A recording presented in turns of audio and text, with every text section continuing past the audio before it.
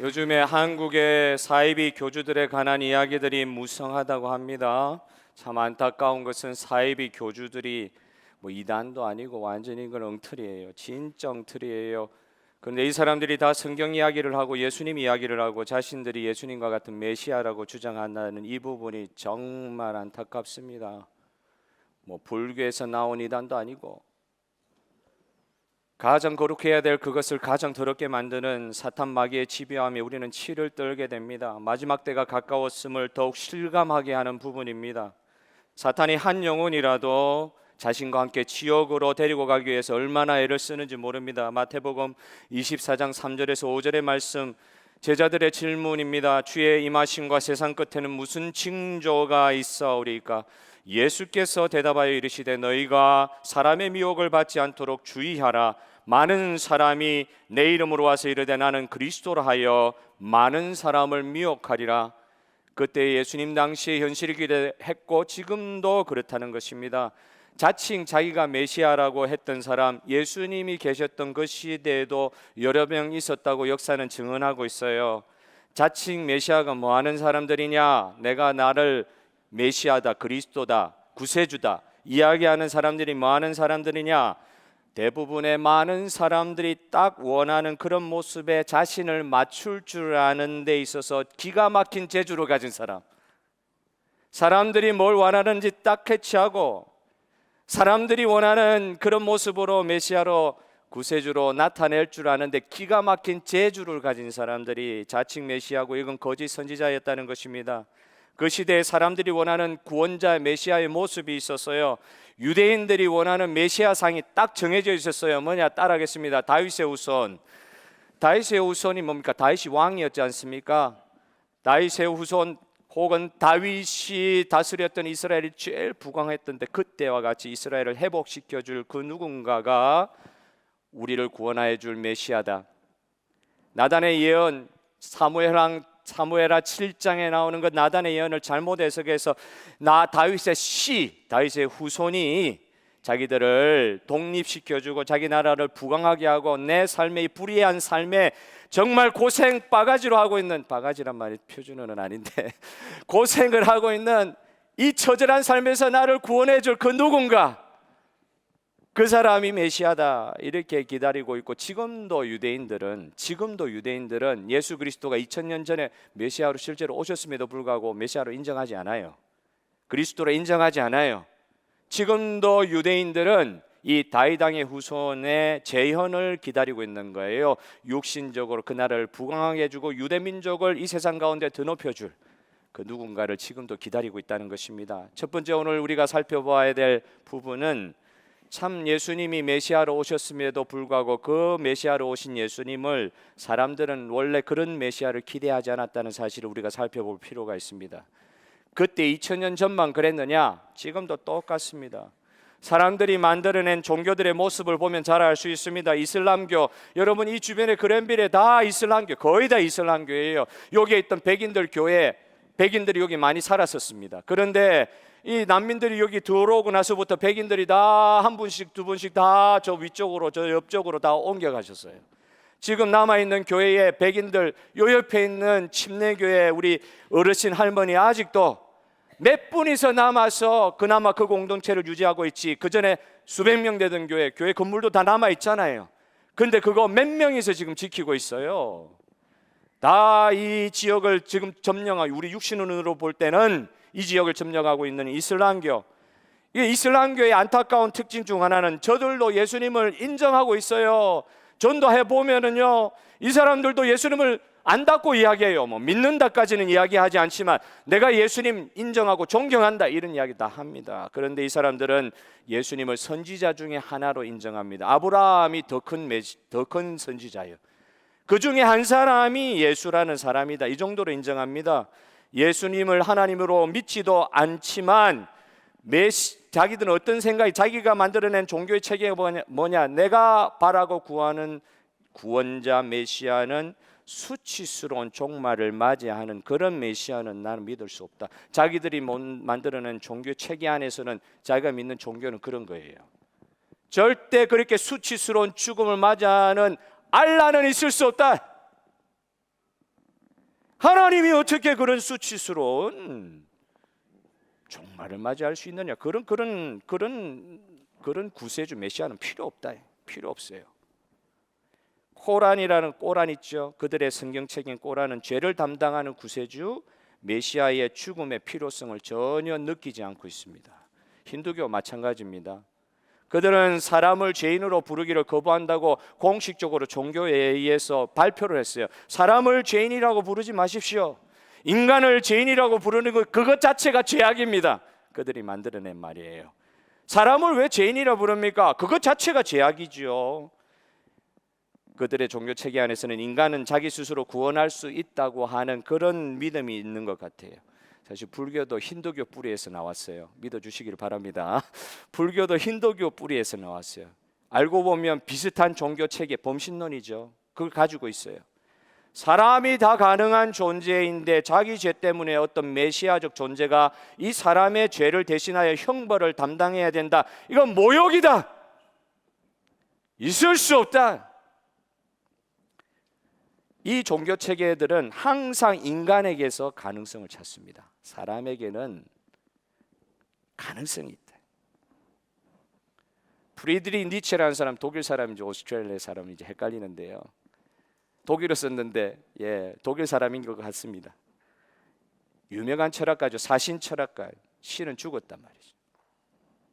이 사람도 우리 인류의 철학사에 큰 영향력을 끼치고 있는 사람인데 그가 말한 것 단 한 가지, 십자가라는 연약함을 단호히 거절한다. 그런 약한 소리 하지 말아요. 십자가 그 협박하지 말아요. 단호히 거절했어요. 최고의 지성이었어요. 근데 그 십자가를 단호히, 연약한 십자가, 그걸 우리가 믿는 종교 체계 속으로 끌어오지 마라. 탁 거절하는 거예요. 사람들은 2000년 전도 그랬고 지금도 그랬고 십자가에서 죽어가는 메시아를 기대하지 않았습니다. 종료주일이 다음 주일인데요. 다음 주 주일날 시작하는데 예수님 십자가에 못 박히기 일주일 전까지도 사람들은요, Save us, Lord. 호산나, 호산나. 우리를 구원하소서. 그 구원의 개념이 예수님이 생각하셨던 구원의 개념하고는 달랐죠. 예수님을 죽이기 일주일 전까지도 우리를 구원하소서, 메시아여, 메시아여 이랬다니까요. 일주일 전까지도. 그런데 또 다른 사람은 있었어요. 몇 명 안 되지만 어린 아기 예수를 안고 수십 년간 기도해왔던, 성전에서 기도했던 시므온갈 같은 사람은 큰 예수님이 아니에요. 아기 예수님을 안고도 수십 년간 기도해왔기 때문에 성령의 음성을 들었던 것 같아요. 누가복음 2장 34절에 시므온이 그들에게 축복하고, 이게 누구냐, 마리아와 요셉, 이 아기 예수님을 안고 할례 정결의식을 하러 온 그 부모들을 축복하고 그의 어머니 마리아에게 말하여 이르되, 보라, 이 아기를 보라, 이 예수, 이 아기를 보라. 이는 이스라엘 중 많은 사람을 패하거나 흥하게 하여 비방을 받는 표적이 되기 위하여 세움을 받았다. 그 뒤에 또 설명을 하고 있어요. 결국 십자가를 져야 될, 인류 대속을 위하여 희생 제물이 되어야 될 존재다. 보지도 않지만 수십 년간 성전에서 메시아 오기를 위해서 기도했던 그 사람 시므온의 영안에는 이게 보이는 거예요.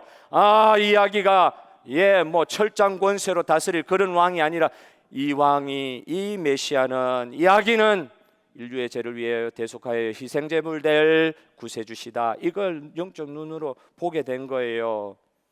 그런데 그 당시 대부분의 사람들을, 유대인들은 육신적인 메시아 사상을 딱 붙들고 있었습니다. 사무엘하 7장에 있는 말씀을, 육신적 메시아의 다윗 왕조의 회복, 그것만을 딱 붙들고 있었어요. 그래서 좋은 정치 체제를 만들고 이 나쁜 무도한 로마 정국을 무너뜨려 버리고 새로운 정부가 들어와서 우리 문제를 다 해결해 줄 것 같은 그런 생각을 가지고 있었습니다. 자유와 정의와 풍요 등을 가져다 줄 거라는 그런 참된 기대, 그런 정부가 있을 수도 있고, 그런 정치적 지도자가 있을 수도 있고, 그런 놀라운 사람이 있을 수도 있습니다. 구세주와 같이 보이는 그런 사람이 있을 수도 있습니다. 그러나 우리가 알아야 될 것은, 그런 놀라운 일들이 이루는 사람이라 할지라도 그것은 항상 죽음을 동반하고 온다는 사실이에요. 그 사람이 우리의 죽음의 문제를 해결해 주지 않습니다. 이때 죽음이랄 때는 육신적으로 죽고 끝나는, 자살하는 사람 왜 자살하느냐? 내가 지금 육신적인 죽음을 딱 내가 스스로 끊어버리면 나를 이때까지 괴롭히던 모든 인생의 문제는 다 해결될 것이다. 죽으면 그만이란 말이에요. 근데 모르는 게 있어요. 육신으로 죽으면 끝나는 겁니까? 아니에요. 영원한 형벌이 기다리고 있다고 생각하면 그렇게 하기 어려운, 그렇게 할 수가 없는 거예요. 우리 하나님께서 성령 안에서 이런 영안을 우리들에게 열어주시기를 주님의 이름으로 축복합니다. 죽으면 끝 아니다 말이에요. 죽으면 끝 아니다. 영원한 형벌 내지 영원한 복, 영생이다. 두 가지밖에 없다 이 말이에요. 아무리 지금 메시아와 같이 보이는 존재와 가지고 나의 모든 인생의 문제를 해결해 준다 할지라도 그것은 죽음과 동반하여 오는 것이다. 여러분, 그냥 말을 한번 만들어내 봤어요. 2000년 전이나 지금이나 우리 사람은 우리가 원하는 것을 이루어주는 이런 말 불경하지 않기를 바랍니다. 이해를 위해서 적당한 메시아. 너무 심각하게 말하지 마세요. 나 이 정도만 해결해줘도 나 당신을 추앙할 수 있어요. 이 정도 멋있는 모습만 있어도 나 당신 따라갈 준비가 되어 있어요. 너무 어려운 말 하지 마세요. 너무 극단적인 말 하지 마세요. 너무 삶과 죽음에 관한 것으로 나를 몰아세우지 마세요. 내가 원하는 메시아, 나의 문제, 삶의 문제를 해결해 줄 정도의 메시아는, 나 이 정도 메시아는 기대하고 있어요. 적당히 좀 하세요. 이게 잘못된 것이라고 예수님은 3년의 공생애 동안 얼마나 외쳐 가르치셨는지 몰라요. 그냥 아파서 온 사람들에게 그냥 치유만 해주시지 않으셨어요. 내가 이 병에서 낫게 해주는 게 더 큰 기적이냐, 이 사람이 죄 사함 받는 것이 더 큰 기적이냐. 사람들은 몸이 아프니까 안 아파야 되겠고, 돈이 없으니까 돈이 있어야 되겠고, 문제가 있으니까 인간관계 문제 해결돼야 되겠고, 이 정도 해결돼 줘도 놀라운 구원이라 생각하고, 그리고 그게 다시 해결되고 나서 조금 있으면 또 같은 문제 생길 때 그때 또 다시 찾아가고, 이 정도의 무당 찾아가듯이 말이죠. 성경을 보면서도 우리의 이 시각 한번 살펴보게 됩니다. 여러분, 제가 한번 질문해 볼게요. 예수님이 사역을 하실 때 여러 사역이 있었지만 두 가지를 딱 비교를 해보겠습니다. 첫째, 삭개오라는 사람을 주님께서 만나주시고 그분이 예수님을 만나서 뭘 했냐면 자기의 죄를 회개하는 장면이 나와요. 그리고 그 죄를 회개하는 모습을 보고 예수님께서, 야, 이 삭개오, 너는 이제 아브라함 자손으로 다시 하나님의 부름받아 이 집에 구원이 이르렀느니라. 할렐루야. 이렇게 소리가 작으면 안 되는데요. 이 집에 구원이 이르렀느니라. 회개하니까 주님이 선포하여 주셨어요. 구세주로서, 하나님으로서 이 집에 구원이 이르렀느니라. 이 사건이 있고요. 야이로라는 사람의 해당자의 딸이 있었어요. 죽어버렸어요. 죽음에 방불한 거죠. 죽어버렸어요. 그런데 그 야이로의 딸을 다시, 이 죽음에 이르는 병에 걸린 이 딸을 살려주는 기적과 같은 일이, 기적이 일어났습니다. 야이로의 죽음과 같은 그 딸을 살려주시는 일이 일어났어요. 죽은 딸을 살려주신 거예요. 놀라운 기적이, 사람들이 혼비백산할 정도로 놀래가지고, 사람이 죽었다 살아날 수 있습니까? 이 두 가지 사건을 비교를 한번 해봅시다. 첫 번째, 1번 삭개오, 2번 야이로의 딸. 1번이 더 큰 구원의 사건입니까? 2번이 더 큰 구원의 사건입니까? 답을 해주시면 아멘. 하나님께 영광. 1번 삭개오, 2번 야이로의 딸. 뭐가 더 큰 구원의 사건입니까? 번호로 답해 주시면 감사하겠습니다. 1번 내지 2번. 1번 하면 아멘 해보시면 1번, 2번. 이 상황을 보고 하시는데요. 일부 예배 때 보니까 3번 그래요. 우리의 이 시대의 정신이 그렇습니다. 뭐를 이렇게 규명하여 말하기 어려워해요. 1번이면 1번, 2번이면 2번인데 아니 3번이 왜 있잖아요. 3번 이러고 대답하기를 꺼려합니다. 여러분, 야이로의 딸은 그렇게 죽을 병에서 혹은 죽음에서 다시 살아났다 할지라도 그는 다시 죽었어요. 그러나 삭개오는 자기 죄를 회개하고 창조주 되신 아버지 하나님께 구원의 은혜를 선물로 받았습니다. 이 말은 구원의 은혜를 선물로 받았다는 말은 영원한 생명을 선물로 받았다는 말씀입니다. 할렐루야. 죽을 병에서 살아난 게 기적이냐? 아니요. 영원한 벌 받을 사람이 영원한 생명을 소유하게 된 것이 더 큰 기적입니다. 예수님은 그것을 보고 십자가에 달리신 것입니다. 오늘 이 세상은 정말 똑똑한 니고데모와 같은 사람이 많습니다. 철학자들이 많습니다. 너무나도 뛰어난 사람들이 많습니다. 이 세상에 이 어려운 문제들을 보면서 판단하며 이 문제를 해결해야 되지 않을까, 니고데모와 같은 사람이 예수님을 찾아오는 거예요. 그런데 자기가 무슨 질문을 해야 될지도 모르는 거예요. 이 똑똑한 사람이, 이 도덕적으로 흠결이 없는 사람이 예수님 앞에 무슨 질문을 해야 될지도 몰랐던 거예요. 그 사람 앞에 예수님께서 요한복음 3장 12절, 요한복음 3장 16절 여러분 아시죠? 그 3장 16절에 예수님의 구원을 선포하시기 전에 이 말씀을 니고데모에게 하시는 것을 보게 됩니다. 여러분 다 같이 요한복음 3장 12절을 크게 한번 읽어봅시다. 시작. 내가 땅의 일을 말하여도 너희가 믿지 아니하거든 하물며 하늘의 일을 말하면 어떻게 믿겠느냐. 자기가 문제가 있어서 찾아왔어요. 예수님을 찾아왔어요. 메시아 같아서 메시아인지 아닌지는 정확하게 몰라도 놀라운 기적을 행하고 하니까 찾아왔어요. 인생 문제 이분한테 딱 달라붙으면 해결받을 수 있을 것 같아서 찾아왔어요. 그런데 자기가 가지고 있는 문제의 핵심 본질조차도 모르니까 질문도 못하는 자에게 주님은 네가 땅의 일 말하는 것도 이해 못하는데 하늘의 일, 영생에 관한 일, 하나님의 은혜의 무한한 자원에 관한 일, 인간을 초월하는 구원에 관한 일, 눈에 보이지 않지만은 실제 하는 구원의 역사 이야기하면 너가 알아듣겠느냐? 믿겠느냐? 여러분, 저와 여러분 오늘 주 예수 그리스도를 성령으로 구주로 고백하게 되어 이 자리에서 예배드리게 된 것, 최고의 기적을 체험한 자들입니다. 할렐루야. 오늘 그 기적을 체험한 자들로 우리 피조물의 제한성이라는 게 조금 문제 생기면 그 문제 해결받으면, 몸이 아프다가 몸이 나으면 이게 구세주가 하신 일인가? 돈 없는 일전 땡푼의 사람이 갑자기 인간이 개가선천되어 놀라운 사람으로 변화되면 그게 구세주가 하신 일인가? 예, 맞습니다. 주님이 메시아로 오셔서 그 일을 행하셨습니다. 그런데 그거보다 더 중요한 게 있는데 무엇이 먼저 뚫려야 되느냐 하는 문제예요.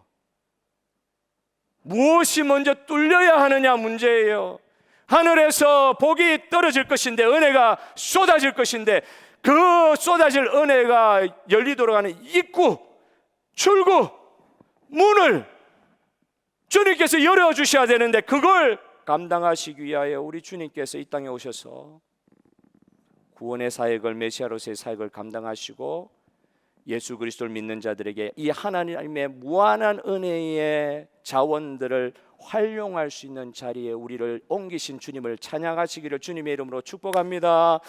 여러분, 오늘 진짜 눈물나게 고생되고 내일 곧 죽는다 그래도요, 이 영생의 은혜를 받은 자로서 하늘 문이 열리고 하나님의 무한한 은혜가 아무리 고통스러운 이 인생의 어려운 가운데서도 체험이 되고, 할렐루야, 우리 주 예수 그리스도의 은혜를 찬양합니다. 그런 자리에까지 오늘 저와 여러분이 인도하시기 위하여 이 예배 자리에 참여케 하신 주님의 은혜를 찬양합니다. 예배 자리가 그런 자리예요. 하나님의 무한하신 은혜, 초월하시는 은혜, 이 세상에 매여있던 나의 좁은 마음이 구원받은 바 그 은혜에 감사하며 가슴이 터지는 정도의 감격을 가지고 주님께 예배할 때, 우리가 이때까지 생각하지도 못했던 하나님의 놀라운 은혜의 무한하신 능력들이 하나님의 백성들에게 쏟아지는 시간이 이 예배 시간인 줄 믿습니다. 십자가는 그래서 우리를 만족시켜 주시는 십자가가 아니에요. 두 번째로 하나님 자신을 만족시키는 십자가라고 성경은 말씀하고 있습니다. 왜요? 사람이 문제를 가지고 있으면서도 문제의 근원을 알지도 못해요. 자기가 기대하는 메시아는 그냥 이스라엘, 속국되었던 이스라엘을 해방시켜서 자유하는 나라로 만들어주는 그 정도, 정의가 없는 이 땅 가운데 정의와 공의를 세우셔서 저 수탈하고 있는 저 나쁜 인간들 다 제거하여 주시고 나에게 인간다운 삶을 가능하게 해줄 그 메시아, 그렇게 기대를 하는 정도였지, 진짜 자기에게 있는 문제, 육체의 죽음이 아닙니다. 여기 문제라고 할 때 착각하지 마시기를 바랍니다. 우리에게 있는 가장 큰 문제가 뭐냐? 육체의 죽음.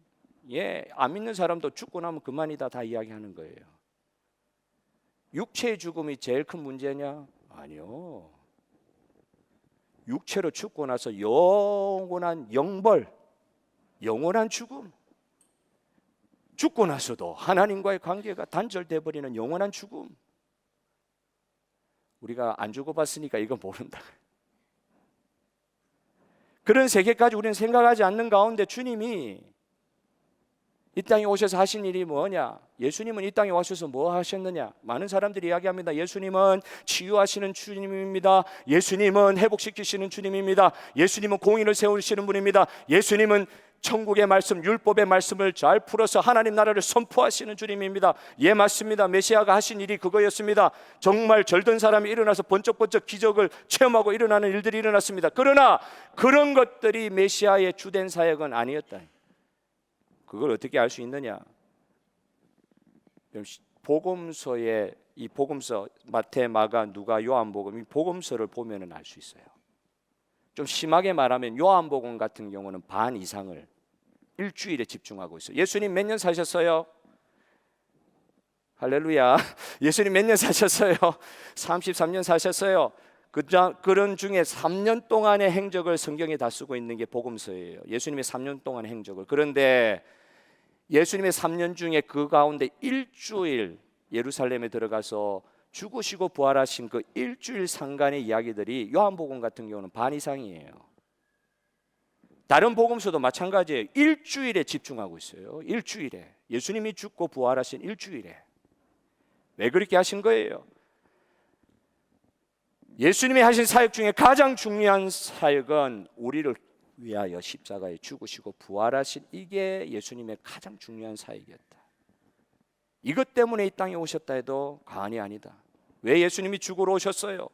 희생제물이 되어 죽으러 오셨어요. 사실 희생제물이 있는 제사제도 이전에 이 제사제도도 사람이 하나님께 나아가기 위해서 사람이 제사제도를 만들어서 하나님께 나아간 게 아니라 하나님이 이런 방법으로 나에게 나오너라 구약시대에 만든 게 희생제사제도였어요. 만약 인간이 잘못한 것, 죄가 있기 때문에 인간이 제물되어서 해결되는 문제였다, 주님이 그렇게 구약시대에도 가르치셨으면 사실은 이렇게 해야죠. 구약시대에 우상을 섬겼던 몰렉을 섬겼던 그 이방 사람들처럼 비겁하죠. 자기가 잘 될 거를 기대하며 자기 새끼들을 불에 던져 넣어버리는 거예요. 몰렉 우상에게 바친다. 그 정도로 사람이 어리석습니다. 자기 아이를 불에 던져 버리는 거예요. 인신제사하는 거예요. 사람이 죄지었기 때문에 사람에게 있는 이 우환들의 문제를 해결하기 위해서 인격적이지도 않은 우상들에게 생명 바치는 인신제사제도 고대 시대에 있었죠. 만약에 하나님께서 그렇게 하라고 하셨으면 우리 여기 이 자리에 없을 겁니다. 하나님은 죄값으로 우리를 벌하시기 위해서가 아니라 우리를 살리시기 위해 희생제사를 만들어 주신 줄 믿으시기를 바랍니다. 우리를 살리시기 위해. 죽이려고 그러신 게 아니에요. 엄한 동물들이 다 죽어나갔죠. 엄한 동물들이요. 우리를 살리시기 위해서. 그런데 그 동물 제사 있다가 예수님이 오시고 나서 어떻게, 지금은 제사 지내는 거 없단 말이에요. 우리 예배 드릴 때 제사 안 문제. 이걸 제사라 그러지 않아요. 우리는 미사라 그러지 않아요. 예배라 그래요. 우리는 지금 제사 드리지 않아요. 왜요? 오늘 본문의 말씀처럼 마지막 때에 예수님이 스스로 이 땅에 오셔서 직접 희생제물이 되어 우리를 위해서 돌아가심으로 단 한 번으로 우리의 죄 문제를 해결해 주신 주님을 찬양합니다.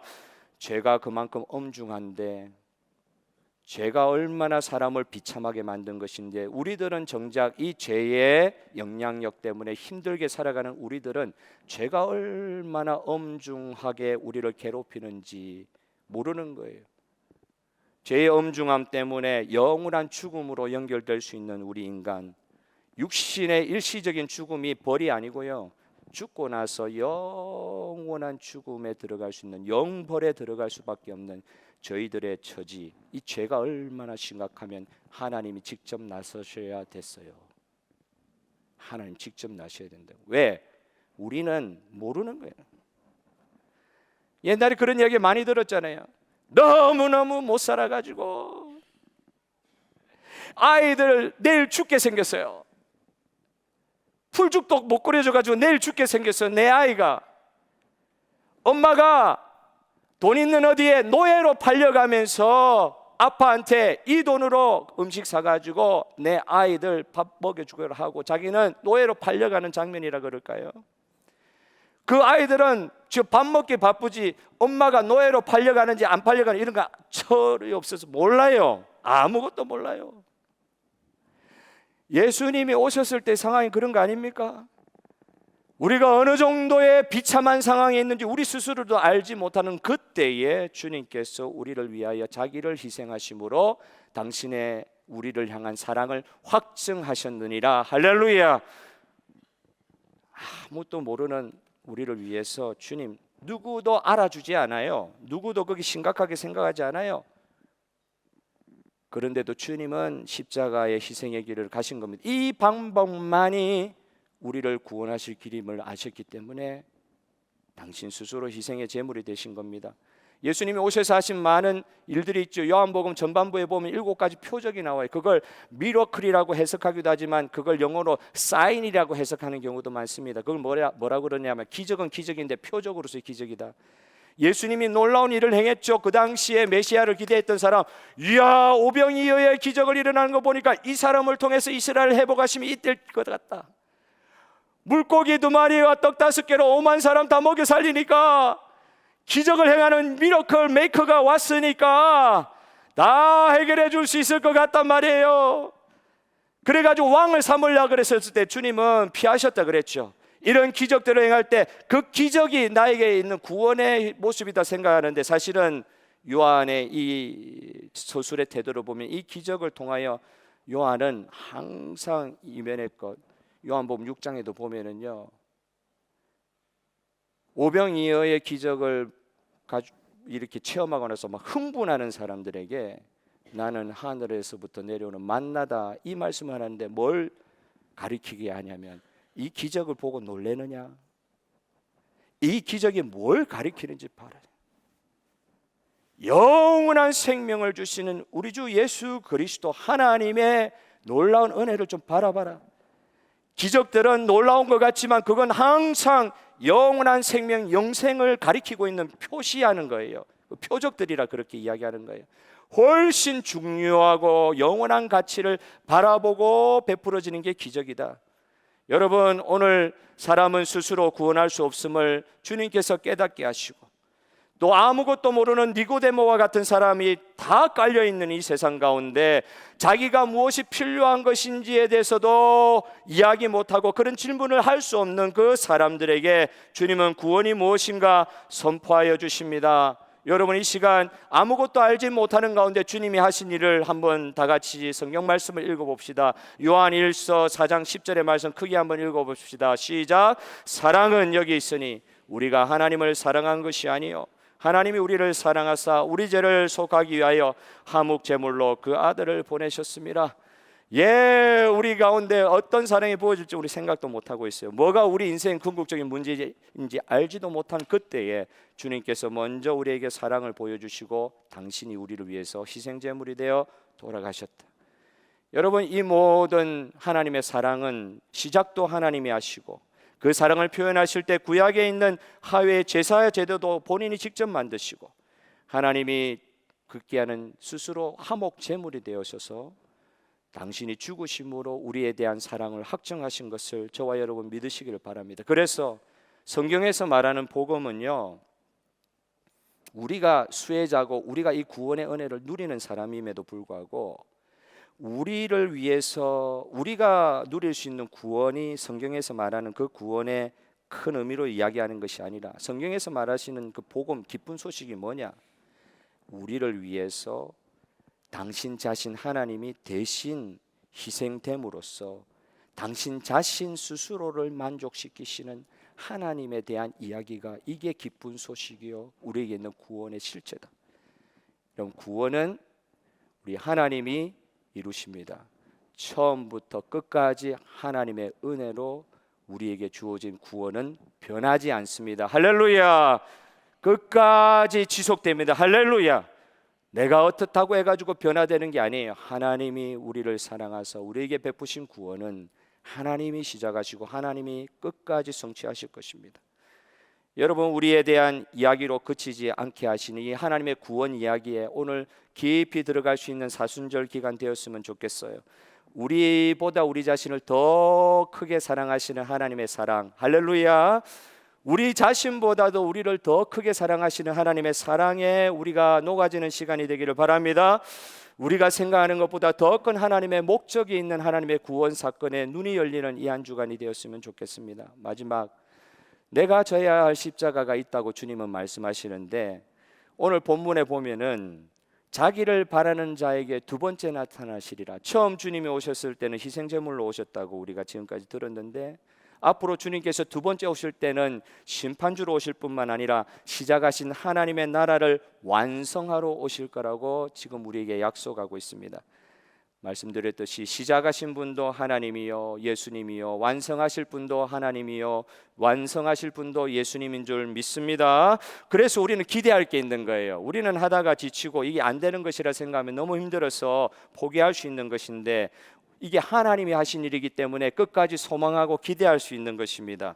그러면서도 하나님께서 주신 이 구원의 은혜를 받아들이면서 우리가 주어진 삶을 감당해야 될 때, 우리가 이 예수님 다시 오심을 기다리면서 무엇을 할 수 있을까 생각은 해봐야 될 것 같아요.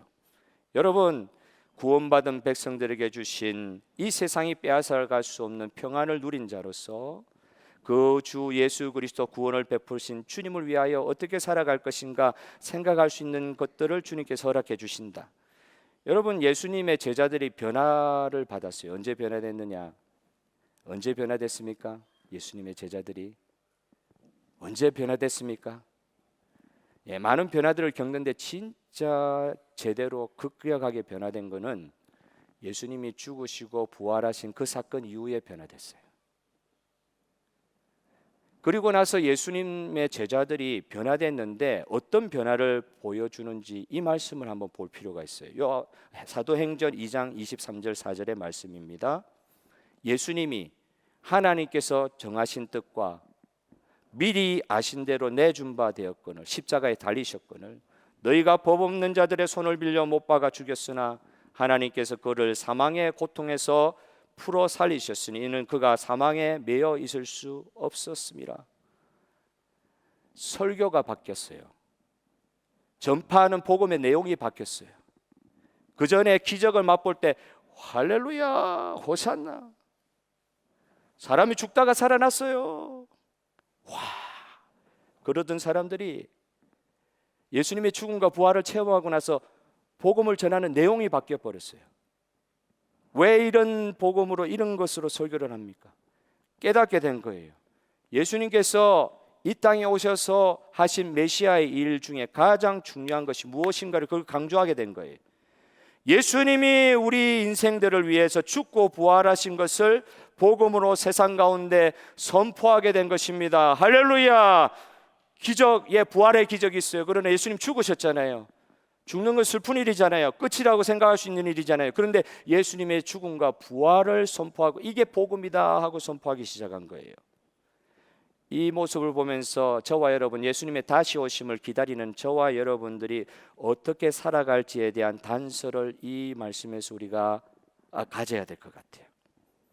사람의 필요만 채우는 이런 식으로 만들어 봤습니다. 사람의 필요만 채우는 유사 형태의 구원, 복음은 많이 있습니다. 아까 그 이단들도 잘 만들고 사이비도 잘 만든다 그래 말씀드렸잖아요. 사람들이 딱 듣고 싶어하고 사람들이 원하는 그 정도의 유사 형태의 이게 구원이다 이야기하는 정도는 많은 사람들이 이야기합니다. 그러나 이것이 죽음의 문제를 해결할 수 없다는 것을 알아야 된다는 것이죠. 구원같이 보이지만은 죽음을 동반하는 일이기 때문에 죽다가 살아난 사람 구원받았다 이야기할 수 있죠. 그러나 죽다가 살아난 사람도 다시 죽는 거예요.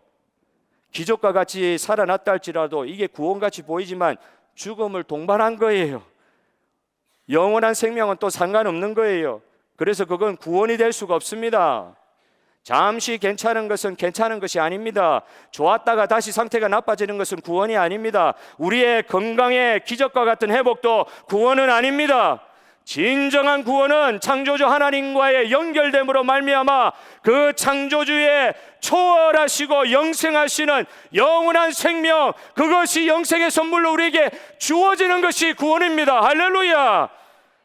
예수님이 이런 말씀을 하셨지요. 마가복음 8장 34절에 제자들에게 이렇게 말씀하십니다. 무리와 제자들을 불러 이르시되 누구든지 나를 따라오려거든 자기를 부인하고 자기 십자가를 지고 나를 따를 것이니라. 자기 십자가를 지고 십자가 지기 전에도 십자가를 지고 나를 따르라고 말씀하시는 거예요. 이 말씀은 너무너무 부담되는 말씀이에요. 성도들에게 어려운 말씀이에요. 그런데도 제자들 불러놓고 이 말씀하시는 이유가 뭐예요? 어렵게 느껴지느냐, 십자가의 길이 있느냐, 이것이 죽는 것 같은 길인 것 같으냐, 그러나 이 길에 가장 놀랍고 확실한 구원의 열매가 기다리고 있다. 의미 없는 것을 내가 이야기하는 것이 아니다. 가장 어렵게 보이는 그 십자가의 길이 가장 큰 인생의 열매, 구원을 체험하게 할 수 있는 길일 것이다. 믿습니까? 할렐루야. 믿어야 된다고 이야기하시는 거예요. 어렵게 느껴지는 만큼 가장 확실한 구원의 열매를 보게 될 것이라고 말씀하시더라고요. 너무 대부방에 말씀하시는 거잖아요. 사람들이 안 따를 것도 아시면서 십자가 지고 나를 따라오너라. 그건 사이비 교전을 할 수 없는 이야기예요. 좀 더 거짓말쟁이들. 그건 하나님이신 예수님만 하실 수 있는 이야기예요. 어려운 길 따라오너라. 그 뒤에 열매, 놀라운 구원을 너에게 허락하겠노라. 이 말은 하나님이신 예수님만 하실 수 있는 말씀입니다. 이 말씀 보면서 한번 설교 마무리에 적용하려고 합니다. 설교 준비하면서 생각해 보니까 예수님이 지신 십자가는 어떤 십자가였느냐? 아무도 몰라주는 가운데 홀로 죽는 게 예수님이 지신 십자가였다. 저 예수 왜 죽는지 사람이 엄마인 마리아도 몰라요. 심지어 영적인 존재인 사탄도 몰랐어요. 예수님 왜 죽는지. 모든 사람이 저 사람 왜 죽지? 기적하는 미러클 메이커가 왜 저래 죽지? 그 죽음의 의미를 예수님 당시에 누구도 알지 못했어요. 성령 받기 전에는.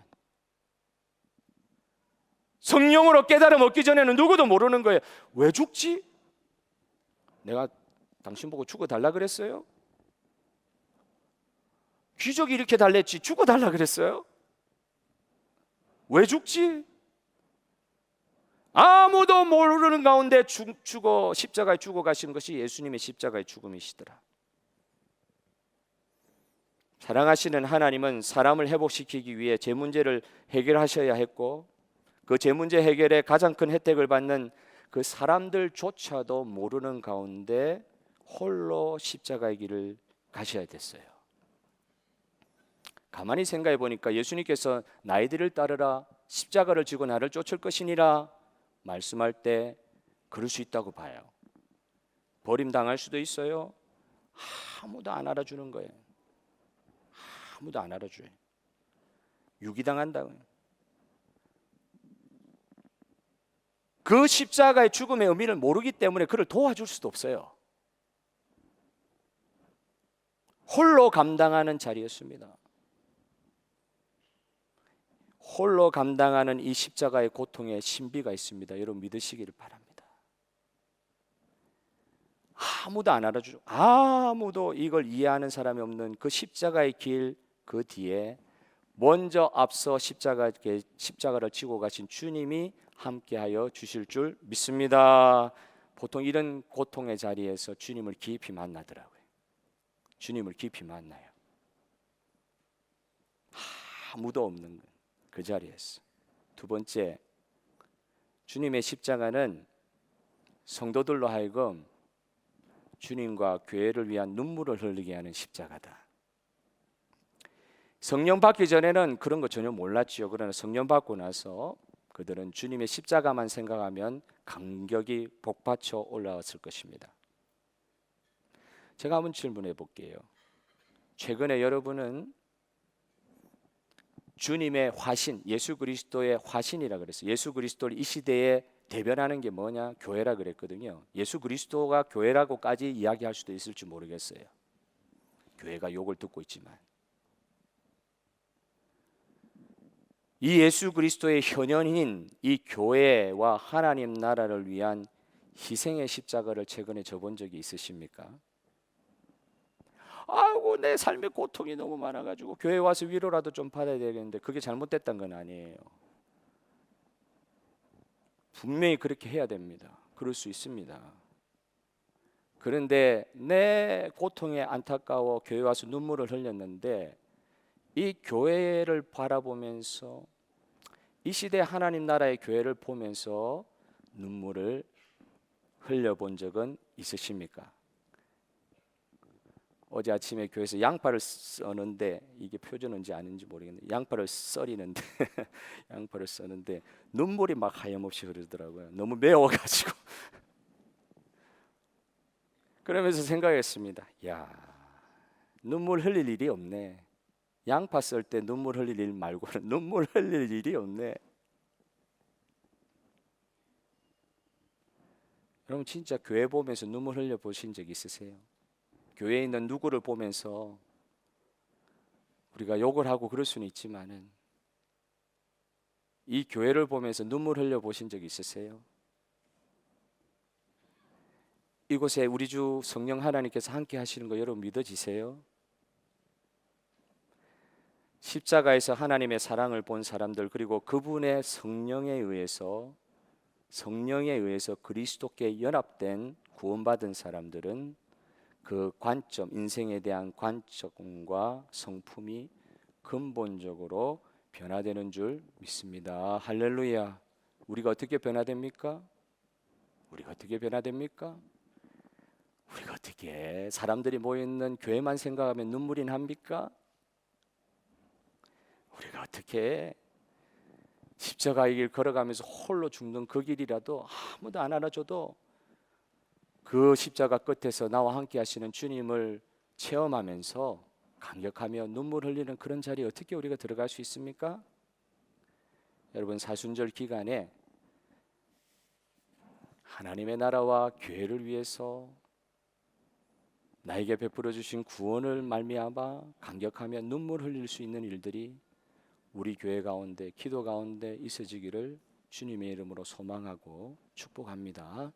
여러분 우리 주 예수 그리스도 주신 그 은혜를 생각하며 우리 다 같이 슬픔 걱정 가득 차고 찬송하시면서 예배를 정리하도록 하겠습니다.